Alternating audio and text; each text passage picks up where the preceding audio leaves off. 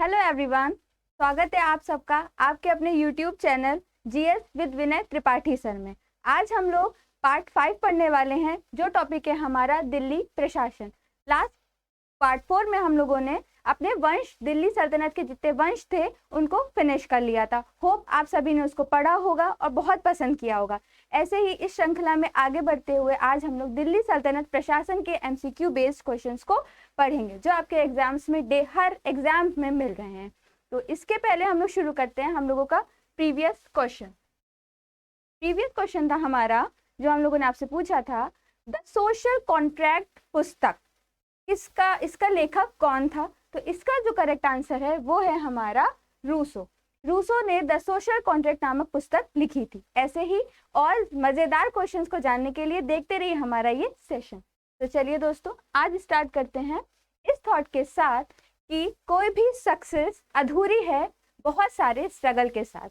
Struggle के बिना, क्योंकि अगर हम स्ट्रगल करते हैं तो हमें एक्सपीरियंस होता है, और जब कोई चीज विद एक्सपीरियंस की जाती है तो वो बेस्ट होती है। तो इसके साथ शुरू करते हैं हम लोग अपना आज का सेशन, दिल्ली प्रशासन, जिसमें पहला क्वेश्चन है हमारा, इतिहासकार बर्नी ने दिल्ली के सुल्तानों के अधीन भारत को, दोस्तों यहाँ थोड़ी टाइपिंग मिस्टेक हो गई है, यहाँ पे होगा भारत में शासन को वास्तव में इस्लामी नहीं माना। किसने? बर्नी ने। किसको नहीं माना? इस्लामी नहीं माना दिल्ली के सुल्तानों के। देखते हैं क्या कारण था उसका। पहला है, अधिकतर आबादी इस्लाम का अनुसरण नहीं करती थी। सेकंड है हमारा, मुस्लिम धर्म तत्वज्ञ की अक्सर उपेक्षा की जाती थी। थर्ड ऑप्शन है, सुल्तान ने मुस्लिम कानून के साथ साथ अपने स्वयं के नियम बना दिए थे। फोर्थ ऑप्शन है हमारा, गैर मुसलमानों को धार्मिक स्वतंत्रता दी गई थी। बिल्कुल दी गई थी, लेकिन इसका ये कारण नहीं था। इसका मेन कारण जो था वो था कि जो यहाँ भारत में अधिकतर आबादी थी वो इस्लाम का अनुसरण नहीं करती थी। इसका ये मेन कारण था, जिसकी वजह से बर्नी ने ये बोला कि भारत में शासन को वास्तव में इस्लामी नहीं माना गया। नेक्स्ट क्वेश्चन पे हम लोग मूव करते हैं, जो है सल्तनत काल के अधिकांश अमीर एवं सुल्तान किस वर्ग के थे? कहा जा रहा है ये जो पद हैं ये किस वर्ग में अधिक पाए जाते थे। देखते हैं हम लोग का ऑप्शन, तुर्क, मंगोल, तातार या अरब। तो दोस्तों अगर बात की जाए अमीर और सुल्तानों की, तो ये वर्ग अधिकांश पाया जाता था तुर्कों में। क्यों? हम लोग के गुलाम वंश जो अधिकतर क्या थे? तुर्की थे। हम लोगों ने बात की थी कि दिल्ली सल्तनत का जो गुलाम वंश था उसमें जो शासक थे वो स्वतंत्र माता पिता की संतान थे, जो कि तुर्की थे, उनका अपना कोई वंश नहीं था। तो बात की जाए इसका आंसर तो तुर्क करेक्ट है। अब बात की जाए अगर सुल्तान और अमीर की, तो दोस्तों जो सुल्तान होता था वो केंद्रीय प्रशासन का अधिकारी होता था। कहाँ का अधिकारी होता था? केंद्रीय प्रशासन का। केंद्रीय प्रशासन का अधिकारी होता था। ठीक है। और बात की जाए अगर अमीर की, तो जो अमीर होते थे सुल्तान इन लोगों को सरकारी के उच्च पदों पे नियुक्त करते थे। जो सरकार के उच्च पद होते थे उन पे कौन नियुक्त होते थे? अमीर। तो बात की जाए अमीर जो होते थे, अमीर यहाँ पे पैसे से कोई अमीर नहीं है दोस्तों। अमीर यहाँ पे एक पद है, जैसे सुल्तान एक पद है। तो अमीरों की शक्ति और प्रभावित हो जाती थी और प्रभाव में आ जाती थी। कब? जब उस शासन का जो सुल्तान होता था या तो वो अयोग्य होता था, या तो वो निर्बल होता था, या वो अल्पवयस्क होता था। तो अमीर व्यक्ति जो होते थे, अमीर, ये उस समय ज्यादा प्रभावी हो जाते थे। क्यों? क्योंकि इनके हाथ में सारे शासन की सत्ता हाथ में आ जाती थी। तो नेक्स्ट क्वेश्चन पे मूव करते हैं। आज का थर्ड क्वेश्चन है हमारा, निम्नलिखित युग्मों से कौन सा सही रूप में सुमेलित है? इनमें से हमें कुछ बातें, नाम दिए गए हैं, कुछ शब्दावलियां दी गई हैं और इनसे रिलेटेड शासकों के नाम दिए गए हैं, और हमें यह बताना है कि कौन सही सुमेलित है। चलिए देखते हैं। दीवाने बंदगान फिरोज शाह तुगलक, दीवाने मुस्तखराज बलबन, दीवाने कोही अलाउद्दीन खिलजी, दीवाने अर्ज मोहम्मद तुगलक। तो बात की जाए दीवाने बंदगान क्या था, तो दोस्तों दीवाने बंदगान जो था वो गुलामों के लिए एक पृथक विभाग की स्थापना की गई थी। तो हम लोग पिछली वीडियोस में पढ़ चुके हैं कि फिरोज शाह तुगलक के शासन काल में सबसे ज्यादा दासों की संख्या पाई जाती थी। ये दासों का बहुत शौकीन था, इसलिए इसने अपने शासन में पृथक विभाग की स्थापना की थी गुलामों के लिए, जिसका नाम क्या रखा था इसने, दीवान बंदगान। तो ये ऑप्शन तो हमारा एकदम सही है कि दीवान बंदगान की स्थापना फिरोज शाह तुगलक ने की थी। ठीक है, तो हमको एक ही ऑप्शन दोस्तों चुनना था, तो हमको आंसर मिल चुका है। लेकिन हम बात करें अगर इन सब टॉपिक्स पे दीवान मुस्तखराज, तो दोस्तों ये बलबन ने नहीं बनाया था। तो ये किसने बनाया था दोस्तों? जो दीवान मुस्तखराज था वो बनाया था हमारा अलाउद्दीन खिलजी ने। अलाउद्दीन खिलजी ने क्या बनाया था? मुस्तखराज। मुस्तखराज था क्या? जो मुस्तखराज था वो एक तरह से जो राजस्व व्यवस्था थी उसमें भ्रष्टाचार और लूट को रोकने के लिए मुस्तखराज विभाग की स्थापना की गई थी अलाउद्दीन खिलजी ने। ठीक है, बात आती है फिर दीवान कोही। तो दोस्तों दीवान कोही की स्थापना अलाउद्दीन खिलजी ने नहीं की थी। क्या था दीवान कोही? पहले बात करते हैं, दीवान कोही की स्थापना जो की थी वो की थी मोहम्मद बिन तुगलक ने। मोहम्मद बिन तुगलक ने। जो दीवान कोही था वो कृषि विभाग था। मोहम्मद बिन तुगलक ने अपने कृषि आधारित व्यापार पे बहुत फोकस किया था, तो इसके लिए इसने दीवान कोही, इसका पूरा नाम था दीवान अमीर कोही विभाग की स्थापना मोहम्मद बिन तुगलक ने की थी। अब बात आती है दीवान अर्ज की। तो दोस्तों जो दीवान अर्ज था ये मोहम्मद तुगलक ने नहीं बल्कि बलबन ने बनाया था। किसने बनाया था? बलबन ने। अब दीवान अर्ज क्या था दोस्तों? जो दीवान अर्ज था वो एक तरह से दीवान आरिज भी इसको हम कह सकते थे, है ना। दीवान आरिज का मतलब क्या होता है? सैन्य विभाग का अधिकारी। यानी कि जो दीवान अर्ज था वो क्या था? हमारा बलबन का सैन्य विभाग।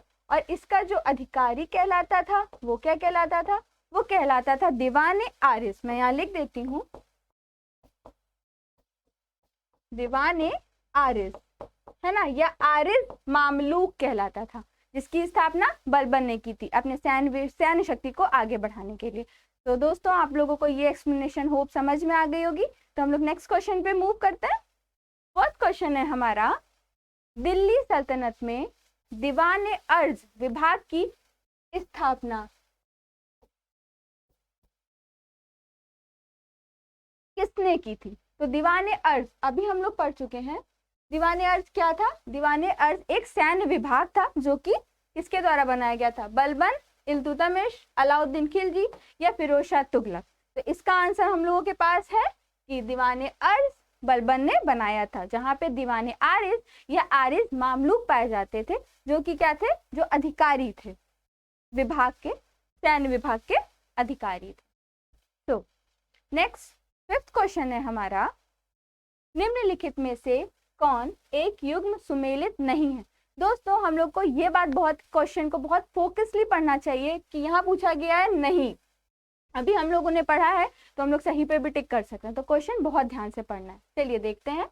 दीवान मुस्तखराज अलाउद्दीन खिलजी, दीवान अमीर कोही मोहम्मद तुगलक, मोहम्मद बिन तुगलक, दीवान खैरात फिरोज शाह तुगलक, दीवान रियासत बलबन। तो दोस्तों यहाँ पे क्या सही नहीं है? बात की जाए दीवान रियासत की, तो पहले बात कर लेते हैं दीवान मुस्तखराज की, जो कि अलाउद्दीन खिलजी ने बनवाया था। बिल्कुल सही है दोस्तों, अभी हम लोगों ने बात की थी। क्या था दीवान मुस्तखराज? इसने अपने राजस्व विभाग में भ्रष्टाचार और धन की जो कमियां हो रही थी उसको लूटने से बचाने के लिए दीवान मुस्तखराज की स्थापना की थी। दीवान अमीर को ही मोहम्मद तुगलक ने बनाया था। किसके लिए? कृषि विभाग के लिए। दीवान खैरात ये फिरोज शाह तुगलक ने बनाया था। किसके लिए दोस्तों? तो दीवान खैरात बनाया गया था दान दक्षिणा के लिए।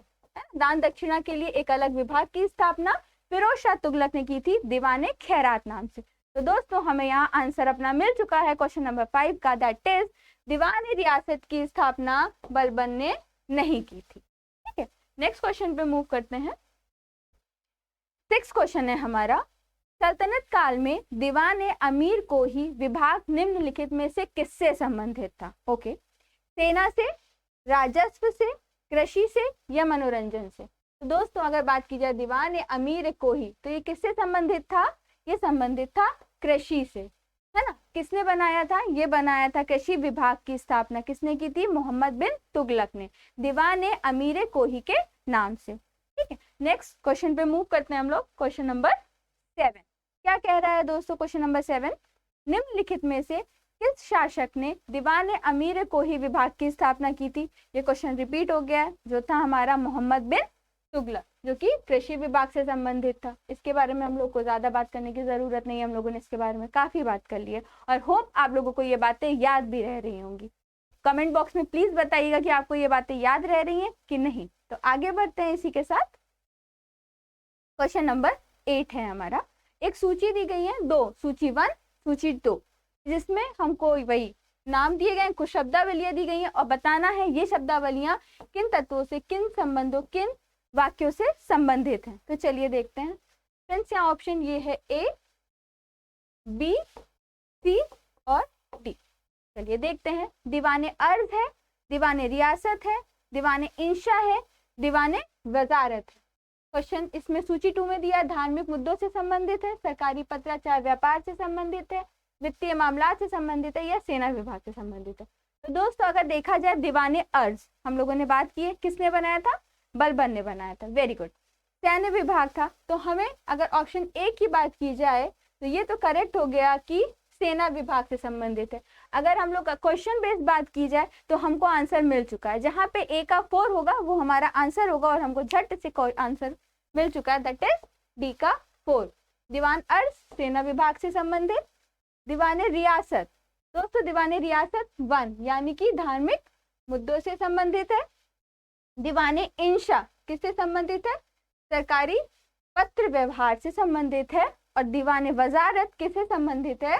हमारा वित्तीय मामलात से संबंधित है। दीवाने अर्ज, दीवाने रियासत, दीवाने इंशा, दीवाने वजारत। होप आपको ये सब अच्छा लग रहा होगा। अगर अच्छा लग रहा हो so please like it. Next move करते हैं हम लोग क्वेश्चन पे। दीवाने अर्ज विभाग संबंधित है शाही पत्राचार से, विदेशी विभाग से, रक्षा विभाग से, वित्त विभाग से या उपरोक्त में से कोई नहीं या इनमें से एक से अधिक। तो दीवाने अर्ज की बात की जाए तो ये रक्षा विभाग या सैन्य विभाग से संबंधित था, जो कि बलबन ने बनाया था, जहां पे क्या पाए जाते थे? दीवाने आरिज या आरिज मामलूक, जो कि क्या होते थे? सेना के सैन्य विभाग के अधिकारी होते थे। आगे क्वेश्चन पे मूव करते हैं। क्वेश्चन नंबर 10 क्या कह रहा है हमारा, देखते हैं।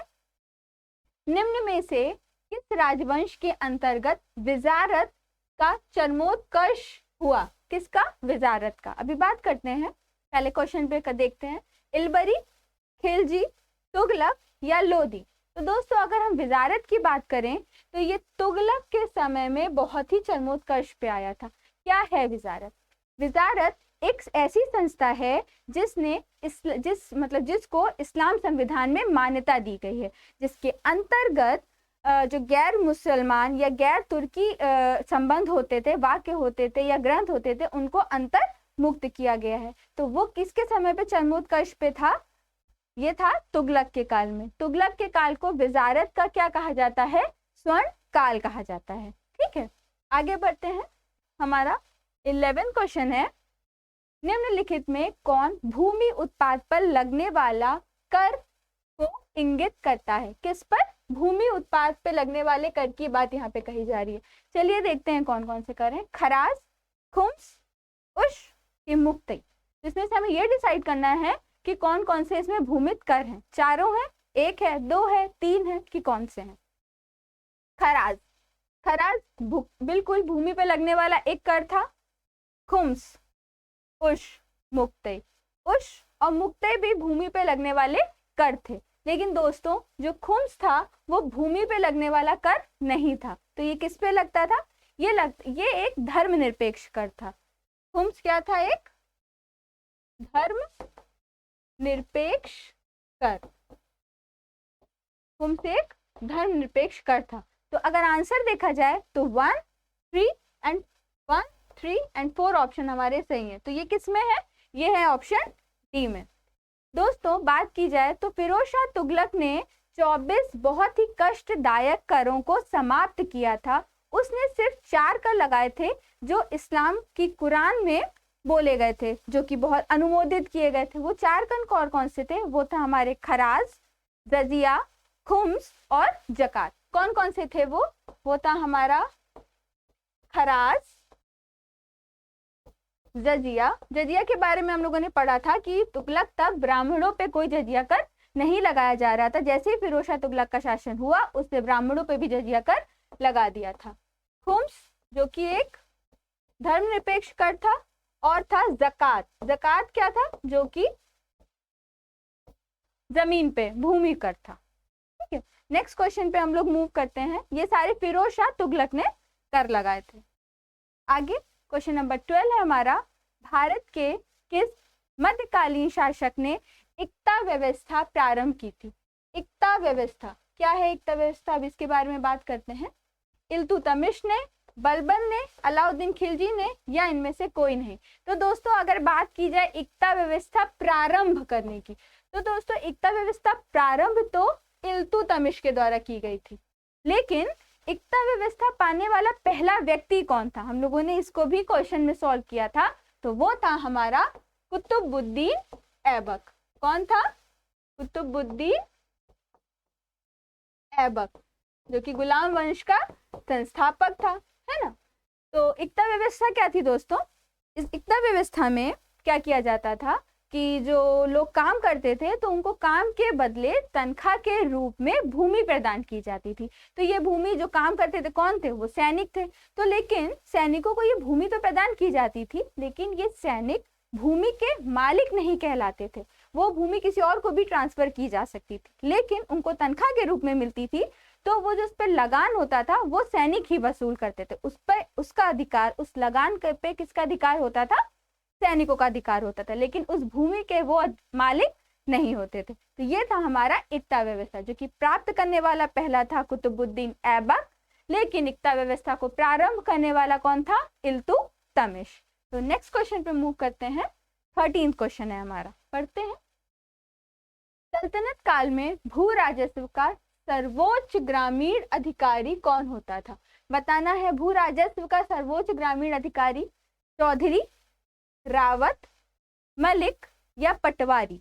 तो दोस्तों अगर बात की जाए भू राजस्व के सर्वोच्च अधिकार की, ग्रामीण अधिकारी की, तो वो तो था हमारा चौधरी। कहा जाता है जो शासन की सबसे छोटी इकाई थी वो थी ग्राम। ग्राम और मतलब जो ग्राम में करने वाले किसान काम करते थे, तो किसान और कर्मचारियों के बीच में सीधा संबंध नहीं था, मतलब वो सीधे एक दूसरे से बातचीत नहीं करते थे। इस चौधरी यानी कि जो ग्रामीण का अधिकारी था, उसके ही साथ बात की जाती थी। वो एक बीच की कड़ी थी किसानों और कर्मचारियों के बीच की। हो अच्छा लग रहा होगा आपको ये वीडियो। आगे बढ़ते हैं हम लोग नेक्स्ट क्वेश्चन के साथ। क्वेश्चन नंबर 14, शर्ब कर लगाया जाता था। शर्ब एक प्रकार का कर था जो कि लगाया जाता था किस पर? व्यापार पर, सिंचाई पर, गैर मुसलमानों पर या उद्योग पर? तो दोस्तों जो शर्ब कर था वो लगाया जाता था सिंचाई पर। किस पे लगाया जाता था? सिंचाई पर। अभी हम लोगों ने बात की थी कि फिरोज शाह तुगलक ने जितने भी कष्टदायक कर थे वो समाप्त करके कुछ अच्छे कर मतलब क्योंकि कर की बहुत आवश्यकता होती है, अदरवाइज राजस्व कैसे बढ़ेगा, और राजस्व नहीं बढ़ेगा तो प्रजा के लिए कैसे अच्छे कार्य किए जाएंगे, तो जिसकी वजह से कर लगाया जाता था। तो शर्ब कर किस पे लगाया जाता था? सिंचाई पे लगाया जाता था। 15 क्वेश्चन है हमारा, जवाबित का संबंध किससे था? जवाबित राज्य कानून से, मनसब प्रणाली को नियंत्रित करने वाले कानून से, टकसाल से संबंधित कानून से या कृषि संबंधित कर से? तो जवाबित का जो संबंध था वो था हमारे राज्य के कानून से। जवाबित एक शब्दावली है जो कि राज्य के कानून से संबंधित थी। नेक्स्ट क्वेश्चन पे मूव करते हैं। 16th क्वेश्चन है हमारा, हदीस है एक क्या? हदीस एक क्या है? ऑप्शन ए है हमारा इस्लामिक कानून, बंदोबस्त कानून, सी है सल्तनत कालीन कर, डी है मनसबदार और ई है या इनमें से कोई नहीं। तो दोस्तों हदीस एक इस्लामिक कानून था। कहा जाता है कि पहला स्रोत जो इस्लाम धर्म का था वो था कुरान, और जो दूसरा स्रोत था वो था हमारा हदीस। तो इस्लाम धर्म के लिए कुरान और हदीस को मिलाकर इस्लाम धर्म की वर्णन, इस्लाम धर्म की व्याख्या बहुत अच्छे से की जा सकती थी, कुरान और हदीस। 17th क्वेश्चन पे मूव करते हैं। क्या कह रहा है? सल्तनत काल में फवाजिल का अर्थ था। फवाजिल को हम लोग फाजिल भी कह सकते हैं, फवाजिल या फाजिल। पढ़ते हैं, अभिजात वर्ग को दिया जाने वाला अतिरिक्त भुगतान, वेतन के बदले में निर्धारित मालगुजारी। सी ऑप्शन, इक्तादारों द्वारा सरकारी खजाने में जमा की जाने वाली अतिरिक्त राशि, या कृषकों से की जाने वाली गैर कानूनी जबरी वसूली। तो दोस्तों जो फवाजिल या फाजिल था वो इक्तादारों द्वारा सरकारी खजाने में जमा की जाने वाली अतिरिक्त राशि थी। इक्तादार, इक्ता प्रथा जिस बारे में हम लोगों ने पढ़ा था उसी से संबंधित है। तो इसका जो करेक्ट ऑप्शन है वो है हमारा ऑप्शन सी, यानी कि इक्ता द्वारा सरकारी खजाने में जमा की जाने वाली अतिरिक्त राशि। तो नेक्स्ट क्वेश्चन पे मूव करते हैं। क्वेश्चन नंबर 18 है हमारा, सल्तनत काल की दो प्रमुख मुद्राओं का पता निम्नलिखित कूट से करें। यहाँ मुद्राओं के नाम दिए गए हैं और हमें इस दिल्ली सल्तनत काल की मुद्राओं के बारे में पता करना है कौन सा सही है, दाम, जीतल, रुपया या टंका। तो दोस्तों बात की जाए जीतल और टंके की, हम लोग पढ़ चुके हैं। सल्तनत काल की दो प्रमुख मुद्राएं थी, टंका और जीतल। तो ऑप्शन के हिसाब से देखा जाए तो ऑप्शन 2 और ऑप्शन 4 हमारा करेक्ट है, यानी कि ऑप्शन नंबर डी क्या है 2,4, यानी कि 2 और 4। अब बात की जाए टंका और जीतल की। जो टंका था वो चांदी का था और जो जीतल था वो किसका था, वो था तांबे का। चांदी का टका और तांबे का जीतल आपने सुना होगा। चलिए दोस्तों, कहते हैं जो इल्तुतमिश था उसके शासनकाल में मुद्रा प्रणाली की सबसे ज्यादा शुरुआत हुई थी, यानी कि मुद्रा प्रणाली की जो सर्वाधिक बढ़ोतरी हुई थी वो इल्तुतमिश के काल में हुई थी। और इल्तुतमिश ने ही चांदी का टका और तांबे का जीतल चलाया था। चांदी के टके और जीतल की बात की जाए, चांदी का टका और अगर तांबे के जीतल की बात की जाए तो जो इनका रेशियो भी पूछा जाता है, तो क्या था इनका रेशियो, इसका रेशियो है 1:48, यानी कि 1:48। चांदी का टका और तांबे का जीतल। अब इसको फ्लिप भी कर सकता है, तांबे का जीतल और चांदी का टका पूछेगा, तब इसका आंसर क्या होगा 48:1। तो नेक्स्ट क्वेश्चन पे मूव करते हैं। क्वेश्चन नंबर 19 क्या कह रहा है, निम्नलिखित में से किसने टंका नामक चांदी का सिक्का चलाया था। तो अलाउद्दीन खिलजी, कुतुबुद्दीन ऐबक, इल्तुतमिश या बलबन। तो दोस्तों अभी तक तो आप समझ चुके होंगे कि चांदी का टका किसने चलाया था, बिल्कुल सही, इल्तुतमिश ने। नेक्स्ट क्वेश्चन पे मूव करते हैं। ये हमारा आज का लास्ट क्वेश्चन है, विच इज उत्तर भारत में चांदी का सिक्का टका जारी करने वाला कौन मध्यकालीन शासक था। इल्तुतमिश, रजिया, अलाउद्दीन खिलजी या मोहम्मद तुगलक। तो यहाँ पे जो करेक्ट आंसर है वो है इल्तुतमिश। और रजिया सुल्ताना की अगर बात की जाए, ये मैं आपको इसलिए बार बार बताती हूँ क्योंकि ये क्वेश्चंस आते हैं कि पहली और आखिरी मुस्लिम शासिका कौन थी जिन्होंने दिल्ली सल्तनत में शासन किया था। तो वो कौन थी, वो थी रजिया बेगम सुल्ताना। तो दोस्तों कैसा लगा आपको ये सेशन, प्लीज हमको कमेंट करिएगा। बट आज का क्वेश्चन ऑफ द डे क्या है, हमको जीएसएम की फुल फॉर्म डिफाइन करनी है। क्या है इसमें, geographic system for mobility, global system for mobile communication, grade system for mobiles या ग्रैंड सिस्टम फॉर मोबिलिटी। तो प्लीज इसका आंसर आप मुझे कमेंट बॉक्स में दीजिए, हम लोग आपके कमेंट्स का इंतजार करते हैं। तो अगर आपको ये सेशन अच्छा लगा हो तो please like, share and subscribe. Thank you.